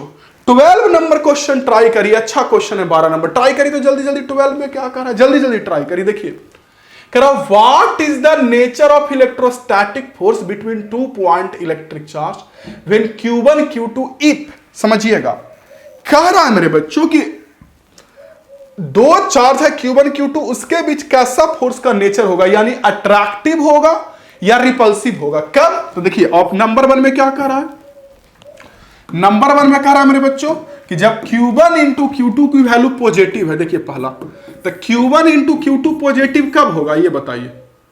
0 से बड़ा है मतलब पॉजिटिव है, Q1 Q2 0 से बड़ा है मतलब पॉजिटिव। पॉजिटिव कब होगा? जब दोनों या तो प्लस चार्ज हो, तब दोनों का प्रोडक्ट पॉजिटिव हो सकता है, या फिर मेरे बच्चों दोनों के दोनों माइनस। नहीं, प्लस इंटू प्लस प्लस या minus minus plus, minus into minus भी प्लस होता है। तो जैसे ही बोल दिया कि Q1 इंटू Q2 का प्रोडक्ट पॉजिटिव है, आपके दिमाग में आना चाहिए कि दोनों चार्ज या तो प्लस में रहेगा या दोनों चार्ज माइनस में रहेगा। तो दोनों चार्ज प्लस में रहेगा तो भी रिपल्सन हो जाएगा, देख लीजिए। और दोनों चार्ज, सोचिए ना, कह रहा है कि दो चार्ज का प्रोडक्ट पॉजिटिव है, तो दो चार्ज का अगर प्रोडक्ट पॉजिटिव है तो ये कब संभव है? आप सोच के बताइए। दो चार्ज छोड़िए, दो नंबर का प्रोडक्ट पॉजिटिव कब संभव है? जब दोनों नंबर या तो पॉजिटिव या तो निगेटिव हो, क्योंकि एक पॉजिटिव और एक निगेटिव हो जाएगा, एक पॉजिटिव एक निगेटिव, तो मेरे बच्चों आपको बढ़िया से पता है कि प्रोडक्ट निगेटिव आ जाएगा। तो दोनों का पॉजिटिव है मेरे बच्चों, बड़ा है 0 से पॉजिटिव है, तो या तो दोनों प्लस हो या दोनों माइनस हो, तो रिपल्सिव फोर्स लगेगा। दूसरा नंबर इसी का क्वेश्चन देखिए, दोनों का प्रोडक्ट निगेटिव हो, Q1 इंटू Q2 निगेटिव हो, 0 से छोटा मतलब निगेटिव, तो ये कब संभव है? जब एक प्लस हो एक माइनस हो, या फिर ये माइनस हो ये प्लस हो, यही ना, दोनों में कोई एक प्लस एक कोई माइनस हो, तो दोनों भी एक प्लस माइनस हो जाएगा, तो फोर्स अट्रैक्टिव होगा, प्लस माइनस के बीच अट्रैक्टिव फोर्स लगता है। तीसरा नंबर मेरे बच्चों देख लीजिए, यानी कि बोल सकता है आपको कि अगर दो चार्ज के का प्रोडक्ट अगर निगेटिव है ना तो फोर्स अट्रैक्टिव लगेगा, नहीं, या बोलेगा कि फोर्स अट्रैक्टिव लग रहा है, इसका मतलब एक प्लस एक माइनस होगा, तो दोनों का प्रोडक्ट निगेटिव होगा, वो भी आप कह सकते हैं। 3 नंबर, दोनों का सम पॉजिटिव हो, देखिए यहां प्रोडक्ट नहीं, दोनों का जोड़ पॉजिटिव है, ये अच्छा क्वेश्चन है। दो का सम पॉजिटिव कब आता है? Q1 प्लस Q2 पॉजिटिव कब आ सकता है? सोचिए तो, कब ये पॉजिटिव आ सकता है? देखिए दोनों प्लस रहेगा तो भी नहीं, जैसे मैं एग्जांपल के लिए दिखाता हूं। देखिए मान लीजिए मेरे बच्चों ये आपका प्लस 10 कूलॉम है, ठीक, और ये प्लस 20 कूलॉम है, तो दोनों का सम कितना आ जाएगा? प्लस 30 कूलॉम पॉजिटिव, दोनों पॉजिटिव रहेगा तो भी यस। अच्छा, एक पॉजिटिव एक निगेटिव रहेगा तो पॉजिटिव आ सकता है कि नहीं? बिल्कुल आ सकता है, जैसे एक प्लस 10 कूलॉम हो और एक मेरे बच्चों माइनस 3 कूलॉम हो, तो भी देखिए दोनों का सम पॉजिटिव आ जाएगा, प्लस 7 कूलॉम। नहीं, तो दोनों प्लस रहेगा तो भी पॉजिटिव आ सकता है, और एक प्लस वाला बड़ा होना चाहिए 10, अब माइनस वाला छोटा, प्लस वाला बड़ा माइनस वाला छोटा रहेगा तो भी पॉजिटिव आ सकता है। यानी कि यहां पे जो फोर्स रिपल्सिव भी लग सकता है मेरे बच्चों प्लस प्लस में, अब प्लस माइनस में अट्रैक्टिव भी लग सकता है। देख लीजिए, दो का सम पॉजिटिव तो संभव तब न है जब दोनों या तो प्लस हो या फिर प्लस माइनस हो, लेकिन प्लस वाला बड़ा हो, तो प्लस माइनस में भी प्लस आ सकता है, प्लस माइनस में भी सम प्लस आता है ना। तो देख लीजिए यहां पे तो भी अट्रैक्टिव हो, तो अट्रैक्टिव एक प्लस एक माइनस है, तो इन दोनों के बीच अट्रैक्टिव प्लस प्लस रहेगा रिपल्सिव। और चौथा नंबर में यानी यहां दोनों होगा, यहां रिपल्सिव अट्रैक्टिव दोनों होगा, और चौथे नंबर में कह रहा है कि दोनों का सम निगेटिव हो। तो निगेटिव कब संभव है? जब दोनों पहले निगेटिव हो, जैसे कि माइनस 10 कूलॉम एक माइनस 20 कूलॉम, सॉल्व करेंगे माइनस 30 कूलॉम, देख लीजिए दोनों के दोनों निगेटिव आपको साफ साफ दिख रहा है, तो यह भी संभव है। दूसरा क्या पॉसिबिलिटी बनता है कि निगेटिव वाला बड़ा हो, जैसे एक माइनस 10 कूलॉम हो और ये माइनस 4 कूलॉम हो, सॉल्व करेंगे तो माइनस 6 कूलॉम, तो दोनों का सम निगेटिव तब भी आ सकता है जब दोनों निगेटिव हो, या एक निगेटिव एक पॉजिटिव हो तो भी आ सकता है। तो यहां भी फोर्स हो जाएगा रिपल्सिव भी, माइनस माइनस में रिपल्सिव मेरे बच्चों, और माइनस प्लस में अट्रैक्टिव। तो इन दोनों में रिपल्सिव भी हो सकता है, अट्रैक्टिव, इसमें भी रिपल्सिव अट्रैक्टिव, लेकिन इसमें रिपल्सिव और इसमें अट्रैक्टिव। चलिए नोट करिए 12 नंबर। नेक्स्ट क्वेश्चन पे चलते हैं, नोट करिए इसको, स्क्रीनशॉट लीजिए। ओके, ये देखिए आपके सामने आंसर है, पूरा के पूरा मेरे बच्चों नोट कर लीजिए बढ़िया से स्क्रीनशॉट लेकर के। वही सेम चीज। अगला क्वेश्चन 13 नंबर देखिए, 13 नंबर मेरे बच्चों, 13 नंबर में क्या कर रहा है, ध्यान से पढ़िए। तो 13 नंबर देखिए, आप लोग भी ना क्वेश्चन को पढ़ पढ़ के ना इसके आंसर को बताने का कोशिश करिए कमेंट बॉक्स में, तब आपका और इंप्रूवमेंट होगा और आप तरक्की करोगे। देखिए क्वेश्चन में क्या कह रहा है, two insulating charge copper sphere A and B of identical size having charge q A and -3 q A, दोनों को टच कर दिए कांटेक्ट के बाद, फिर अलग कर दिए, तो न्यू चार्ज कितने का होगा। बड़ा आसान क्वेश्चन। देखिए दो आपके पास मेरे बच्चों स्फीयर है, एक पे चार्ज कितना है, ऑब्वियस सी बात, एक पे +q है मेरे बच्चों, और दूसरे पे कितना है मेरे बच्चों, -3q है। दोनों को टच कर दिए, चाहे तो ऐसे पकड़ के टच कर दीजिए, नहीं तो तार से सटा दीजिए, एक ही बात है।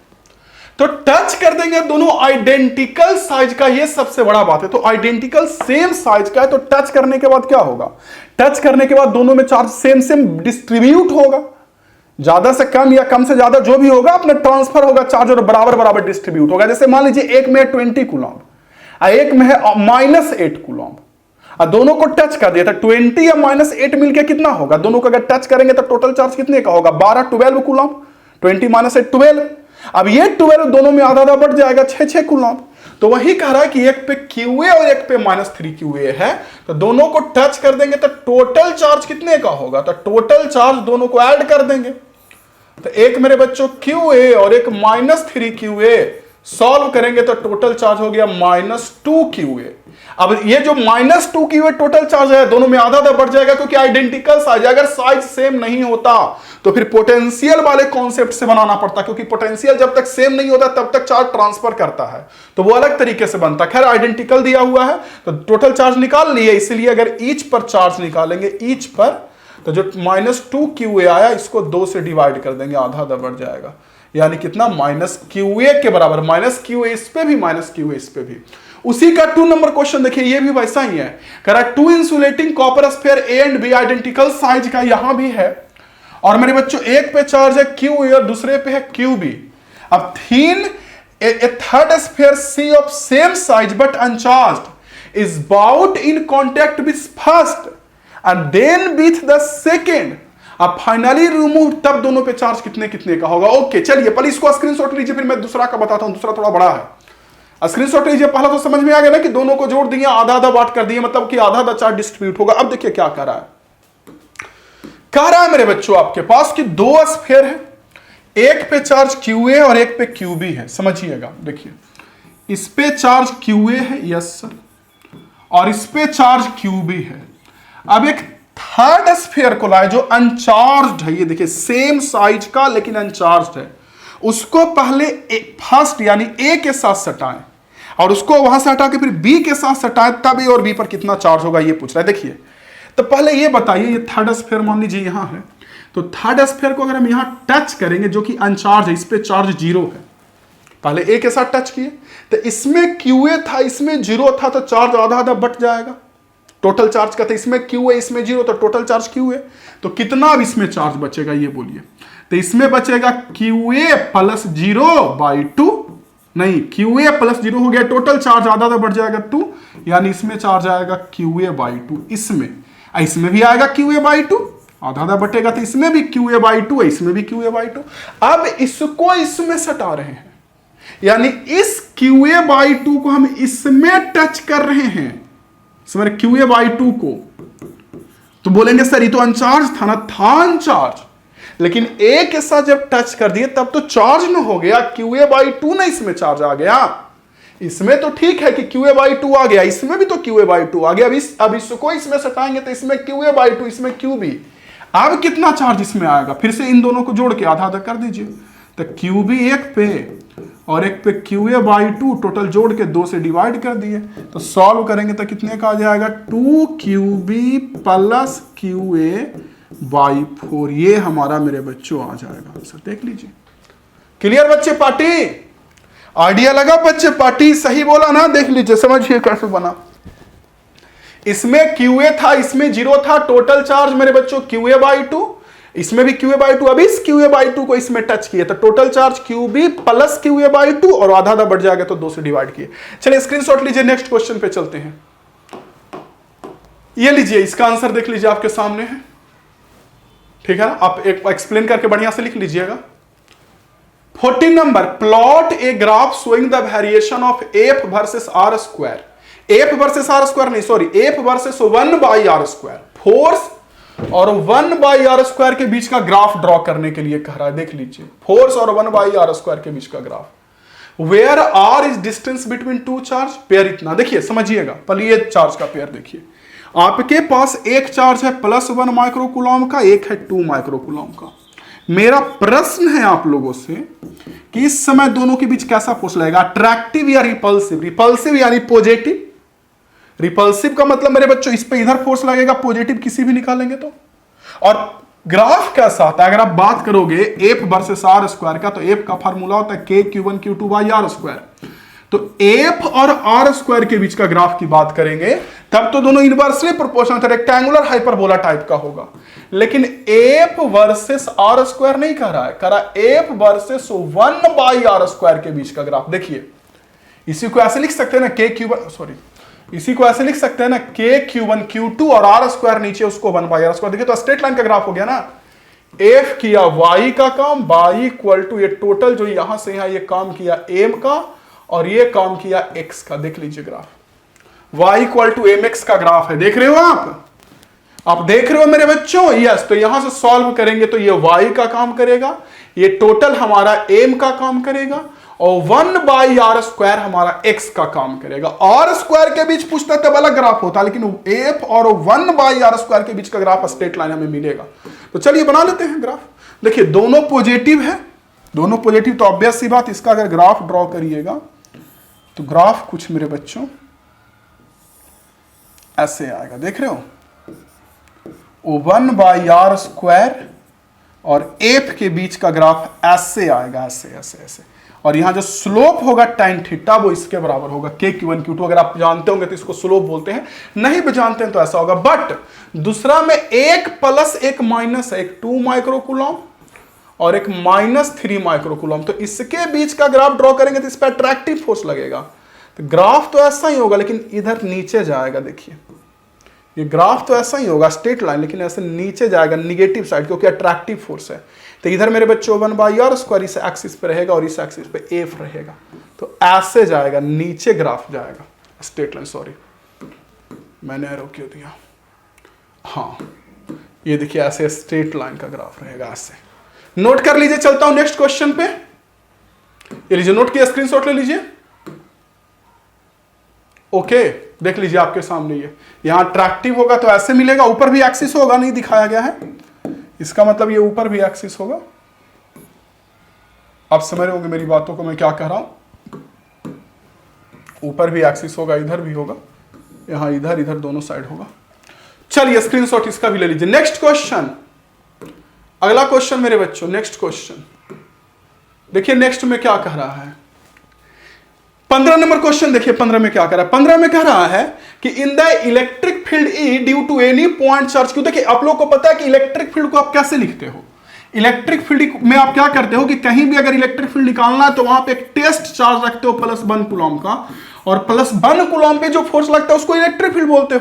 ये तो पढ़े होंगे आप लोग। लेकिन अब नए जमाने में ना इलेक्ट्रिक फील्ड F/Q के बराबर तो होता है, आप लोगों को पता होगा E = F/Q।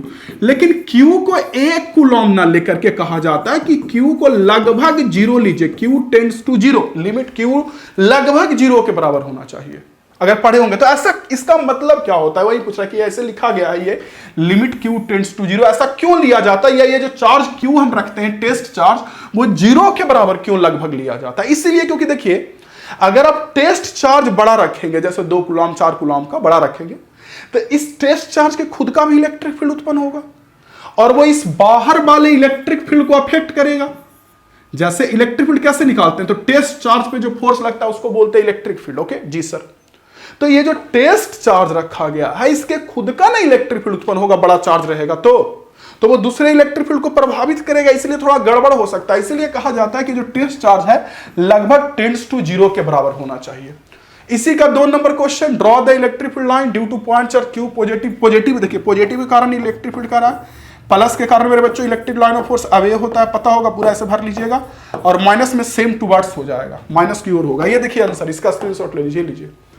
प्लस से अब यह होगा माइनस के टुवर्ड्स, और यहां पे आंसर लिखा हुआ है कि इसीलिए छोटा लिया जाता है ताकि दूसरे को फील्ड को प्रभावित ना करे। ये देखिए अब देखते हैं 16 नंबर क्वेश्चन। 16 नंबर क्वेश्चन में क्या कहा जा रहा है, a spherical conducting shell of inner radius R1 and outer radius R2। समझिएगा एक सेल है मेरे बच्चों, ध्यान से देखिएगा कैसे सेल है, सेल। एक सेकंड और थोड़ा मैं मोटा बनाता हूं, वेट करिए। एक सेल है मेरे बच्चों, ऐसे सेल देख रहे हैं, ऐसे सेल, ठीक है। तो इसका अंदर का रेडियस है वो R1 है, अंदर का रेडियस R1 है। अब बाहर का रेडियस हमारा R2 दे रखा है, ये देखिए अंदर का रेडियस R1 दिया है, अब ये वाला रेडियस R1 है, अंदर वाला रेडियस R1, ठीक। और बाहर का यहां से लेके यहां तक ये टोटल R2 दिया है, ठीक। अब क्वेश्चन कह रहा है कि हैज अ चार्ज Q, ठीक है, इसके पास Q चार्ज है। A charge small Q placed at centre of shell, okay, shell के सेंटर पे स्मॉल Q चार्ज को रखा गया, यहां देखिए स्मॉल Q को। तो सरफेस चार्ज डेंसिटी पूछ रहा है इनर वाले सरफेस पे और आउटर वाले सरफेस पे। देखिए सबसे पहले तो आपको इसमें यह समझना पड़ेगा कि अगर हम स्मॉल Q चार्ज यहां रखे हैं, मतलब कि सेंटर पे रखे हैं, तो अगर यहां हम प्लस स्मॉल Q चार्ज रखते हैं मेरे बच्चों, तो इसे स्मॉल Q के कारण क्या होगा, तो जब यहां स्मॉल Q रखेंगे तो यहां पे अंदर वाले सरफेस पे माइनस Q जमा होगा क्या, इंडक्शन के कारण मेरे बच्चों अंदर वाले सरफेस पे माइनस Q। हालांकि मैं थोड़ा अंदर दिखा रहा हूं, बाहर जमा होता है लेकिन दिखेगा नहीं ना ब्लैक पे, इसलिए मैं लिख रहा हूं। तो ये स्मॉल Q के कारण मेरे बच्चों यहां पे चार्ज जमा होगा माइनस Q, और बाहर वाला सरफेस आउटर सरफेस के कारण प्लस Q। कैविटी में मैंने सब पढ़ा रखा है कि अगर आप यहां Q रखोगे प्लस Q तो इसके कारण यहां माइनस Q और यहां प्लस Q जमा होगा, ओके, ठीक है। तो यहां आउटर सरफेस पे हमारा मेरे बच्चों प्लस Q चार्ज जमा हो गया, ये देखिए प्लस Q जमा हो गया आउटर सरफेस पे, ठीक है, यस। तो यहां मेरे बच्चों हमारा प्लस Q जमा हो गया। अब कह रहा है कि सेल, ये तो देखिए स्मॉल Q रखने के कारण यहां माइनस Q यहां प्लस Q जमा हुआ। अब सेल पे बाहर से कैपिटल Q चार्ज दिए हैं, तो बाहर से जो चार्ज देते हैं, मैंने कई बार पढ़ाया कि कंडक्टर को जो भी एक्स्ट्रा चार्ज देते हैं बाहर ही वाले सरफेस पे जमा होता है, बाहर वाले सरफेस पे। तो कैपिटल Q इस बाहर वाले सरफेस पे इसी पर जमा होगा। तो बाहर वाले सरफेस पे टोटल कितना चार्ज हो गया आउटर सरफेस पे, तो एक प्लस Q आया इंडक्शन के कारण, इसके कारण यहां माइनस यहां प्लस, बाहर वाले सरफेस पे प्लस Q और ये कैपिटल Q। तो बाहर वाले सरफेस पे टोटल चार्ज ये हो गया मेरे बच्चों, ये देखिए एक बाहर से कैपिटल Q डाले हैं जो, और इंडक्शन के कारण ये जमा हुआ जो, और अंदर वाले सरफेस पे माइनस Q। आइडिया लगा, फिर से रिपीट कर रहा हूं, सुनिए। सेंटर पे स्मॉल Q रखे तो इसलिए अंदर वाले सरफेस पे इंडक्शन के कारण माइनस स्मॉल Q, बाहर वाले सरफेस पे प्लस स्मॉल Q जमा हो गया, ठीक। अब इस पे अगर सेल पे चार्ज दिया है कैपिटल Q, तो ये कैपिटल Q जो भी चार्ज दिए बाहर ही रहेगा। तो कैपिटल Q मेरे बच्चों डाले हम लोग, तो पहले से स्मॉल Q जमा था, और या फिर पहले से कैपिटल Q था और स्मॉल Q जमा हो गया, तो टोटल चार्ज बाहर वाले पे आ गया। तो इनर सरफेस चार्ज डेंसिटी, तो सरफेस चार्ज डेंसिटी कैसे निकलता है, चार्ज बाई एरिया, ऐसे निकलता है ना, चार्ज बाई एरिया। तो इनर सरफेस पे चार्ज कितने का है माइनस Q, और एरिया कितने का होगा 4πr1 स्क्वायर। रेडियस R1 है तो स्फेयर का एरिया कितना होता है 4πr स्क्वायर, तो 4πr1 का स्क्वायर हो जाएगा, ठीक है। आउटर पे उस पे पूछेगा सरफेस चार्ज डेंसिटी, तो चार्ज है मेरे बच्चों कितना प्लस Q कैपिटल Q, ये चार्ज है बाहर वाले पे, और एरिया हो जाएगा 4πr2 का स्क्वायर। डेंसिटी तो ऐसे ना निकलेगा चार्ज बाय एरिया, ये मेन चीज नहीं है, चार्ज निकालना मेन चीज है। चार्ज दोनों पे निकल गया तो इनर वाले एरिया से डिवाइड कर दिए तो इनर पे डेंसिटी, बाहर वाले एरिया से डिवाइड कर दिए बाहर से डेंसिटी। अब कह रहा है write the expression of electric field at a distance x बड़ा है R2 से फ्रॉम सेंटर ऑफ सेल। अच्छा, ये सेल के सेंटर से x दूरी पर कितना इलेक्ट्रिक फील्ड होगा, यहां इधर बोलिए या उधर बोलिए, इधर इधर कहीं भी, कितना इलेक्ट्रिक फील्ड यहां होगा सेंटर से x दूरी पे, और x किधर है R2 से बड़ा है, यानी कि जो R2 है ये आउटर रेडियस उससे बड़ा, यानी बाहर है, तो कितना इलेक्ट्रिक फील्ड होगा। तो इलेक्ट्रिक फील्ड निकालेंगे तो क्या फॉर्मूला होता है, K इंटू टोटल चार्ज। तो टोटल चार्ज कितना है जूम मानेंगे, देखिए टोटल चार्ज अगर मानेंगे टोटल चार्ज, तो यहां ये और यहां ये, तो टोटल चार्ज कितने का होगा, बाहर वाले सरफेस पे ये और प्लस ये मेरे बच्चों, और इस पे माइनस Q मेरे बच्चों, और इस पे प्लस Q मेरे बच्चों, खत्म हो जाएगा। टोटल चार्ज आ जाएगा ये K capital Q small Q by distance x square. K की वैल्यू 1/4 पुट करिएगा। फिर से सुनिए, जितना भी इस पे चार्ज है, चाहे सेंटर पे, इनर सरफेस पे, आउटर सरफेस पे, सारे चार्ज को सेंटर पे जमा हुआ मान सकते हैं। तो टोटल चार्ज ऐड कर दिया, इसको टोटल चार्ज निकल गया।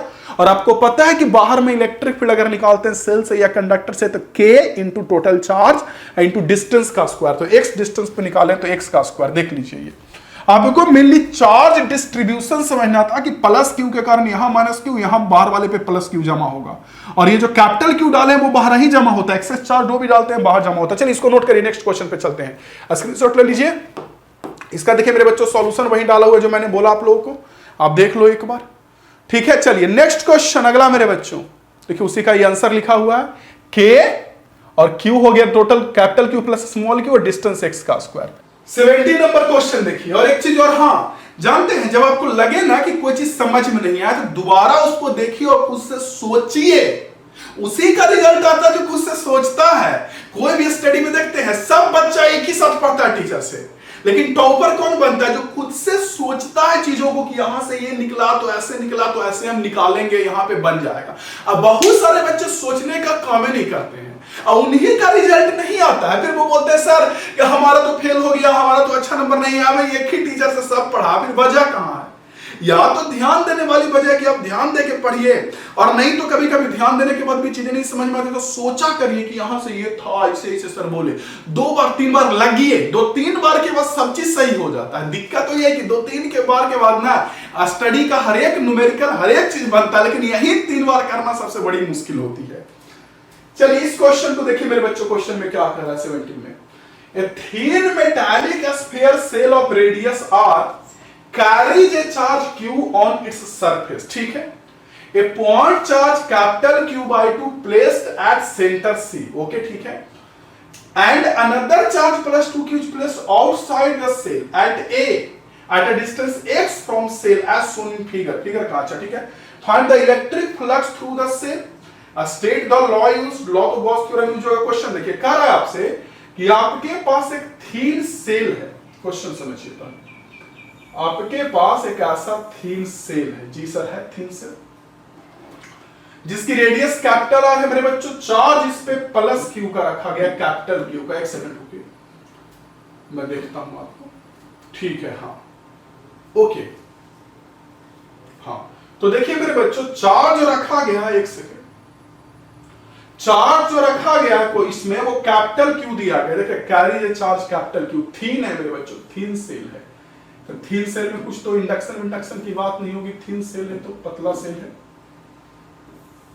तो काफी एक लेयर है, थीन सेल है। हालांकि कह रहा है thin metallic shell of radius R carry the charge Q on its surface. A point charge capital Q by 2 at centre, capital Q by 2 centre पे रखा गया, यहां and another charge plus Q placed outside. अच्छा, इसके कारण मेरे बच्चों outside यहां 2q का चार्ज रखा गया। ओके, पूछा क्या जा रहा है इससे x दूरी पे। Find the electric flux through shell. Electric flux तो ऐसे निकाल लेंगे, q इनक्लोज्ड बाय एप्सिलॉन, ये q बाय 2, तो total charge q plus q by 2 by epsilon, ये q इनक्लोज्ड हो जाएगा। सेल के अंदर ये भी और ये भी है, तो टोटल हो जाएगा 3q बाय 2, तो 3q by 2 एप्सिलॉन और ये आंसर हो जाएगा। अगले नंबर में क्या कर रहा है, state the law used. Law कौन सा? गॉस थ्योरम मेरे बच्चों। तीसरा, find the force on the charge at the centre C of the shell and at the point. अच्छा, इस पे भी फोर्स निकालना और इस पे भी, दोनों पर फोर्स निकालना है मेरे बच्चों। इस पे कितना फोर्स लगेगा वो भी निकालना है, ठीक है, और इस पे कितना फोर्स निकालना वो भी निकालना है, दोनों पे फोर्स निकालना। देखिए मैं दिखाता हूं आपको, समझिएगा इस चीज को। ये तो समझ में आ गया कि टोटल फ्लक्स निकालेंगे तो q by 2 मिलके ये हो जाएगा, गॉस लॉ यूज हो रहा है। अब देखिए कह रहा है we know that electric field और net charge inside the spherical conducting shell is zero. समझ रहे हैं? सेल के अंदर में जो नेट चार्ज होता है या नेट फील्ड होता है वो क्या हो जाता है? जीरो। तो इसलिए उस पे लगने वाला नेट फोर्स जीरो हो जाएगा q by 2 पे। अब कुछ बच्चे यहां बोलेंगे सर q by 2 पे नेट फोर्स जीरो कैसे हो गया? देखिए अगर जीरो की बात करोगे, यहां इंडक्शन ले भी सकते हैं, ऐसा कुछ नहीं है, इंडक्शन भी के लिए ले भी सकते हैं। इंडक्शन थोड़ी पूछ रहा है कि इनर पे कितना, जैसे यहां q by 2 रखे, ठीक है, प्लस q by 2, तो यहां माइनस q by 2 जमा होगा ना अगर इंडक्शन से देखेंगे तो यहां अगर प्लस q by 2 के कारण मेरे बच्चों यहां माइनस q by 2 जमा होगा, तो ये माइनस q by 2 जितना सीधा अट्रैक्ट करेगा, ये माइनस q by 2 उतना अट्रैक्ट करेगा, तो अंदर में इस पे नेट फोर्स जीरो हो जाएगा, ठीक है, अंदर में। इस पे नेट फोर्स निकालेंगे, इस पे 2q पे डिस्टेंस x पता निकाल लीजिए, total charge k cube I R square, k होगा k, q के जगह पर ये और ये दोनों चार्ज हो जाएगा, q1 है q2 ये हो जाएगा, ये चार्ज को टोटल को सेंटर पे जमा मान सकते हैं, ठीक है। तो इसके कारण अगर इस पे टोटल पूछा जा रहा है फोर्स, तो दोनों मिलकर लगाएगा ना, तो दोनों को मान लेंगे कि सेंटर पे नेट जमा है हमारा, तो q/2 और q हो जाएगा टोटल चार्ज और एक हो जाएगा 2q और फोर्स निकाल लेंगे ऐसे, k इंटू ये चार्ज हो गया 3q/2 into q/2 by x square. ये देखिए आंसर मैं दिखाता हूं, ये देखिए इस पे तो 0 हो गया फोर्स, और उस पे अगर फोर्स निकालेंगे तो देखिए k एक चार्ज 2q और सेल का टोटल 3q/2, q और q/2 का सम, क्योंकि q है सरफेस पे और q/2 अंदर, तो ये देखिए मेरे बच्चों कहां चला गया, हाँ तो ये बाई एक्स स्क्वायर यहां से निकाल लेंगे। लास्ट 18 नंबर क्वेश्चन देखिए, 18 में क्या कह रहा है, the dimension of an atom are in order of angstrom, बिल्कुल सही, there must be large electric field between the protons and electrons, okay भाई is the electrostatic field inside the conductor। तो कह रहा है कि आप लोगों के एटम काफी छोटा होता है, देखिए क्वेश्चन में कह रहा है कि एटम होता है काफी छोटा, बिल्कुल सही, एटम काफी छोटा होता है, तो हम भी जानते हैं। तो छोटा जब होता है तो इसके अंदर इलेक्ट्रॉन प्रोटॉन के बीच जब दूरी कम है तो इलेक्ट्रिक फील्ड ज्यादा होगा, ये कह रहा है। तो फिर कंडक्टर के अंदर इलेक्ट्रिक फील्ड 0 क्यों होता है, क्योंकि कंडक्टर तो एटम से बना हुआ होता है, तो कंडक्टर के अंदर नेट चार्ज 0 ना हो जाता है, इलेक्ट्रॉन प्रोटॉन है, लेकिन जितना इलेक्ट्रॉन उतना प्रोटॉन, सब के सब अगर इलेक्ट्रिक फील्ड उत्पन्न भी एक एटम के कारण होता है तो कैंसिल आउट में टोटल चार्ज हो जाएगा नेट, तो इसलिए एक कंडक्टर के अंदर नेट इलेक्ट्रिक फील्ड 0 होता है, देखिए वही लिखा हुआ है। अब देख लीजिए आपको समझ में आ गया होगा अच्छे से, ओके। सारे क्वेश्चन को मेरे बच्चों आपको बढ़िया से अच्छे से लिखते चलना है, थोड़ा सा वेट करिए, सुनिए अच्छे से, मैं आपके लिए खड़ा हूं, आपको ये देखना है कि आप मेरे लिए खड़ा है कि नहीं। कैसा लगा क्लास जरूर बताइएगा, एक एक क्वेश्चन को कॉपी में बढ़िया से लिख लीजिएगा अच्छे से, ताकि आपका स्टडी और स्ट्रॉन्ग हो जाए। मैं तो आपके साथ रहने की कोशिश करूंगा ही, शेयर करिएगा, लाइक करिएगा मेरे बच्चों, और उसके बाद long answer question, previous year question, फिर चैप्टर 2 मेहनत कर रहा हूं आपके लिए, रात दिन मेहनत कर रहा हूं आपके लिए। आप कितना अपने लिए मेहनत करते हैं वो एक बड़ी बात है। तो थैंक यू मेरे स्टूडेंट्स, मिलता हूं आप लोगों से अगले क्लास में।